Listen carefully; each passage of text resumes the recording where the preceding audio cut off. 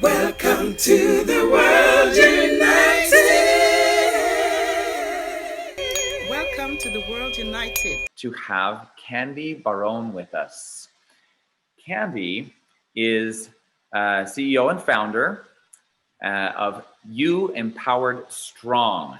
Now, if you look at the first letters of that, you'll see YES spelled, and I'm sure that was very much on purpose. You Empowered Strong, yes. So Candy is a leadership development expert, trainer, executive coach, international speaker, Amazon best-selling author, and member of the Forbes Coaching Council. She's a catalyst in awakening leadership potential to help feed the soul of business. She's a catalyst and change agent who works with executives and emerging leaders to help bring heart back to the leadership while feeding the soul of their business. Candy has been showcased in publications such as CNN.com, US News and World Report, the Austin Statesman, Austin Business Journal, the Chicago Tribune, CI Living TV, and she has served as a panel facilitator for Fast Company at SXSW. So Candy is here with us today, and she will be speaking to us about learning how to say yes to yourself.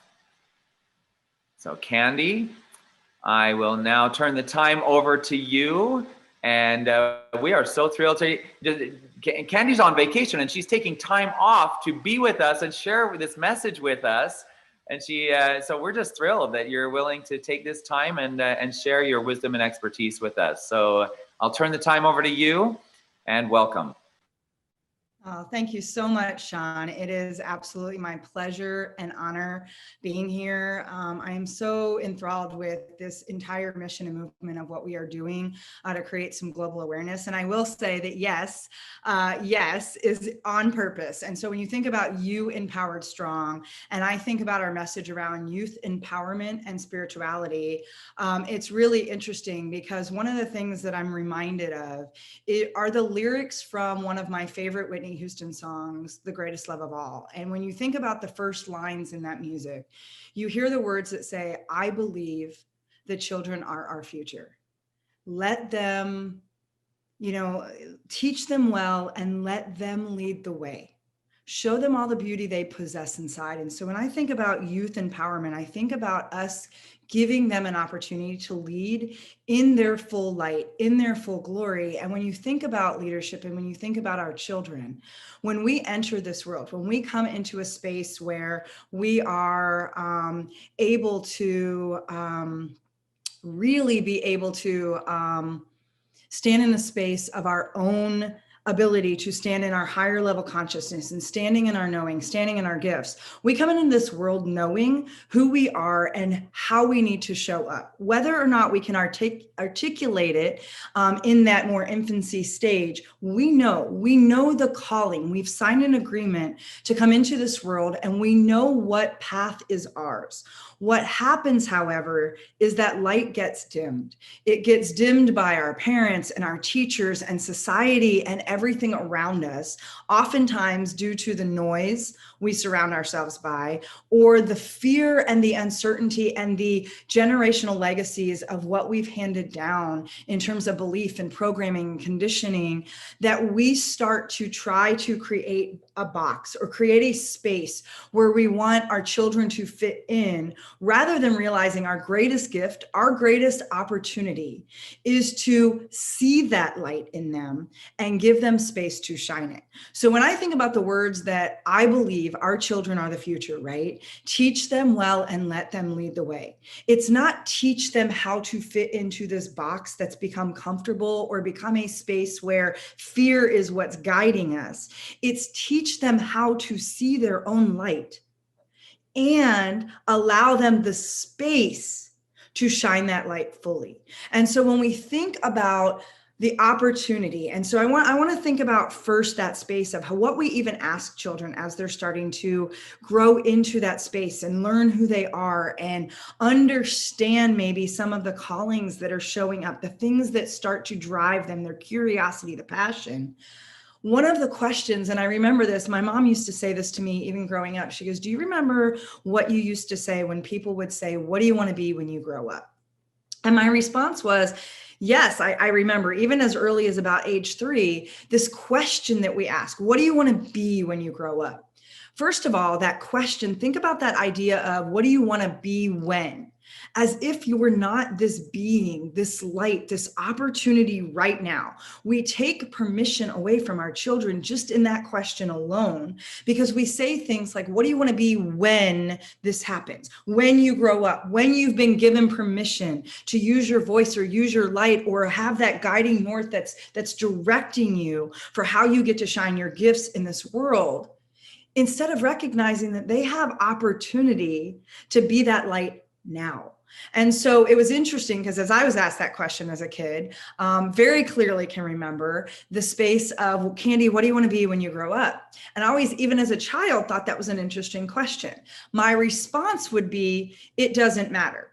And of course, whatever adult was asking me that question at the time would say, but what do you want to be? And I'm like, it doesn't matter. I'm going to change the world. I was very clear about that. And so it was interesting because then they would use that patronizing tone and come back and say, no, sweetie, what do you want to be when you grow up? And once again, I would be very clear to say, it doesn't matter. I'm going to change the world. And then they would do that one more time and they would say, oh, sweetie, that's so sweet. That's nice. But what do you really want to be? And I remember I would put my hands on my hips and I would kind of, armor up a little and say, I'm going to change the world and I'm going to write a book. That was always how I would follow it, right? And so I think it's interesting because we've created this space where we immediately start to dismiss and diminish the value that our children are bringing into the world. I mean, I look at some of the leaders that are showing up that are 11, 12, 8, 14, that are starting to have a voice, that are starting to show up in a way that they profoundly can share their gifts into the world. And so one of the things I want to offer is that we challenge ourselves to ask a more meaningful question. That it's not about what do you want to be when you grow up? It's more about who are you now? What are you curious about? What lights you up? What are the things you want to know more about? How can you right now already start to think about how you want to serve in the world?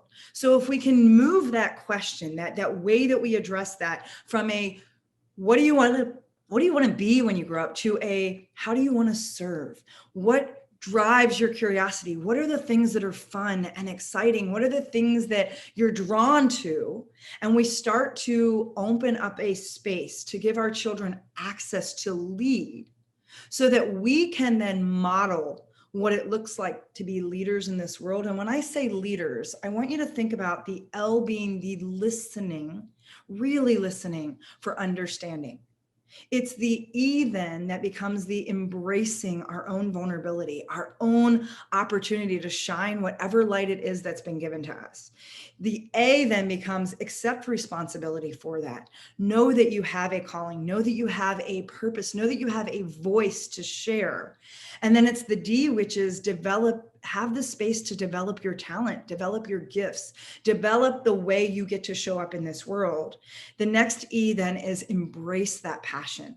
Don't let people diminish that light. How many times have people said, you're too passionate, you're too this, let yourself embrace that energy, embrace that passion, because that's the light and the leadership that needs to be brought into the world. The R then is recognize the opportunities, recognize where you can shine your light as early as it's possible. Let your children have that space to recognize those opportunities where their voice can be amplified, where their light can be heightened and the shine of their light can be even brighter. And then S is teach them how to show up and be present.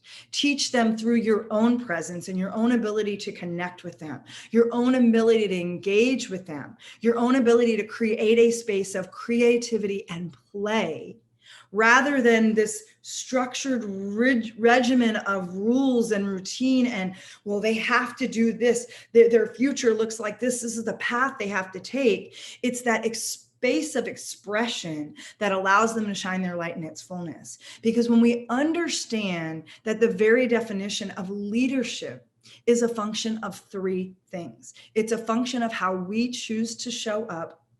It's a function of how we choose to serve others. And it's a function of how we take personal responsibility inside those two spaces. That is the greatest gift we can bestow upon our children, is to teach them how to show up purposely, passionately, to show up in what is the calling that sets their heart on fire, to serve not only themselves, but to serve those that they are called to show up for. And as we live in this culture of entitlement right now, and leadership is so desperately needed, to show them how to take personal responsibility inside that space. So when we think about our children being the future, the right now, the leaders that are needed, how do we as the adults, as the parents, as the teachers, as the guides, how do we model the opportunity to not only know how to purposely choose to show up, but also know how to purposely choose to serve others, and how to purposely take our own personal responsibility inside that space. And so I offer that our greatest gift that we can bestow upon our children is to give them the power of choice. And for us to say, for a child, for you, for all of us to truly embrace and understand how to say yes, which is you empowered strong, which means this is my opportunity to step forward in what is being called to me. Greatest opportunity, greatest gift, to teach our children how to truly say yes to themselves, how to take the power of choice and stand in the light and gifts that they've been given. And with that, Sean, I will hand that back to you and say thank you so much for letting me be here. And hopefully that's just a little nugget of something that we can shift to raise the leadership consciousness in the world.